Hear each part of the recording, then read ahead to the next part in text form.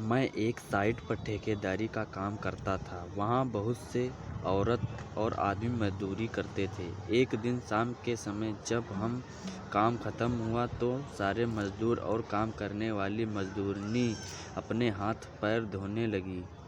मजदूर तसला, बाल्टी व फावड़ा उठाकर समेटने लगे। मुँह लगी कुछ मजदूरनी मेरी मोटरसाइकिल के आसपास मधुमक्खियों की तरह मंडराने लगी। मैं नखरे से भरी उनकी अदाओं को देख रहा था और शिकायत भरी मुहावरों को सुन रहा था। उस दिन स्थानीय बाजार लगने के चलते कारीगरों को मजदूरी मिलती थी, लेकिन ज़रूरत के मुताबिक मजदूर बाजार के दिन से पहले भी मुझसे पैसे मांग लेते थे। बिमला मुझसे पैसे मांग रही थी और मैं आनाकानी कर रहा था। दूसरी मजदूरनी भी तगादा करने लगी थी, लेकिन मेरी ध्यान तो अपनी मोटरसाइकिल के शीशे पर था, जिसमें मुझे एक नई मजदूरनी का चेहरा दिखाई दे रहा था। सुरेखा नाम की यह मजदूरनी 5-6 दिन से ही काम पर आ रही थी। गोरा रंग, तीखे नैनक्स और गदराई देह वाली सुरेखा मुझको गजब की हसीन लगी थी। मेरा ठेका 2-3 जगहों पर चल रहा था, इसलिए मैं शाम को ही इधर आया करता था। जब मैंने पहली बार सुरेखा को देखा तो बरबस मेरे मुंह से निकला था, यह हीरा इस कोयले के ढेर में कहाँ से आया। मैंने एडवांस मांगने वालों को 300 रुपये दिए। बिमला ने मेरा नोटों से भरा बटुआ देखा तो ललचाई नज़रों से वह बोली, बटुए में इतने रुपए भर रखे हैं और हमें 300 रुपये देने में भी बहाने करते हो, लेकिन मना तो नहीं करता कभी मैं, बोला। फिर सुरेखा को सुनने के लिए ज़ोर से बोला, अरे मुनीम जी, और किसी को एडवांस चाहिए क्या? लेकिन सुरेखा ने तो जैसे कुछ सुना ही नहीं था। तब मैंने उसकी ओर देखकर कहा, मुझे चाहिए क्या? 400-500 रुपये? मैं तो परसों पूरे 550 रुपये लूँगी। सुरेखा ने 2 टूक बात कही और तसला उठाकर चली गई। वह मेरी ललचाई आंखों को भाप गई थी।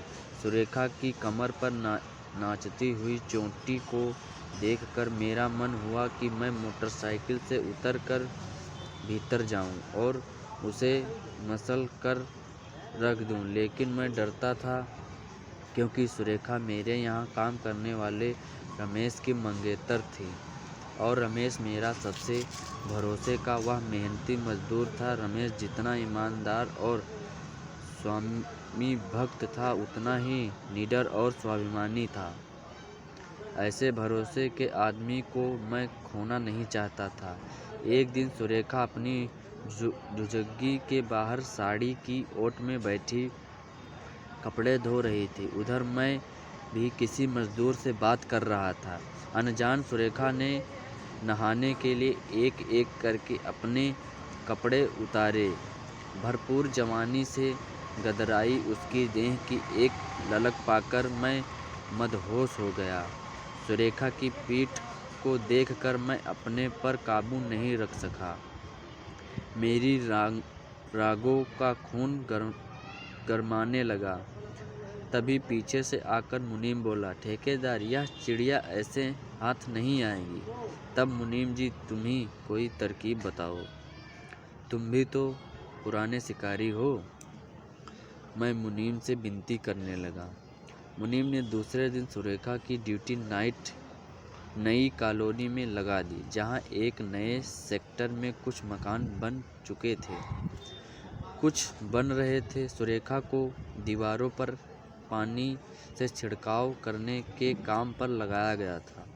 एक मकान पर छिड़काव करते हुए जब वह तीसरे मकान पर पहुंची तो वहां एक चारपाई पर मैं लेटा हुआ था।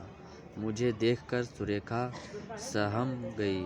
सुरेखा कुछ समझ पाती उससे पहले ही मैं बाज की तरह उस पर झपटा। मैंने सुरेखा के मुंह को दबाकर उसे चारपाई पर डाल दिया और उसके गुलाबी ओंठों को चूमने लगा और उसके गरगराए बदन को रसपान करने लगा। अपनी देह की आग को ठंडी करके मैं बेशर्मी से हंसने लगा और बेबस सुरेखा अभी तक सहमी हुई थी।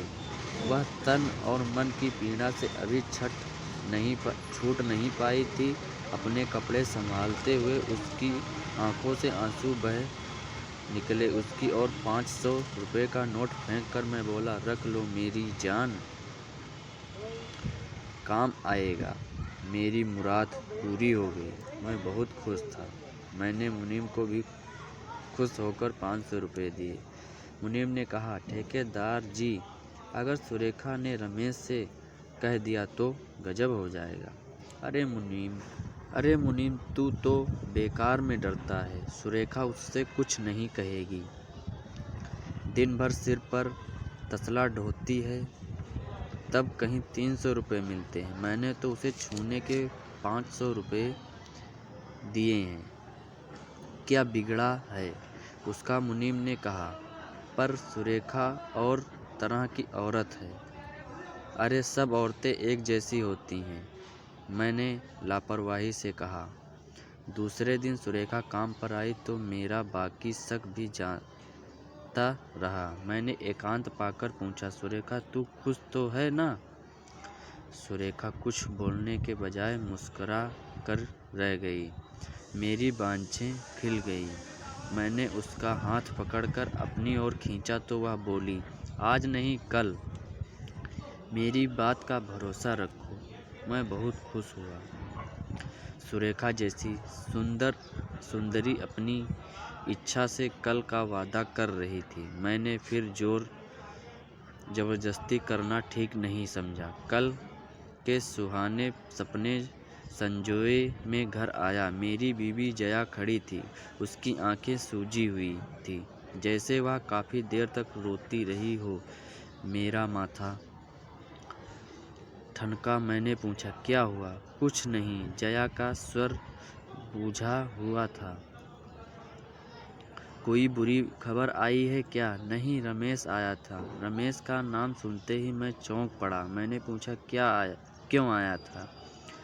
यह नोट दे गया है। मैं सहम गया। मैंने कहा, यह नोट तुम्हारे पास कैसे आया? मेरी बीवी ने बताया, तुमने सुरेखा को दिया था ना? हाँ, उसने मजदूरी के मांगे थे। पर रमेश तुम्हें क्यों दे गया? मैंने हैरानी से पूछा। वह चुप रही, लेकिन उसकी आंखों से लगातार आंसू निकल रहे थे।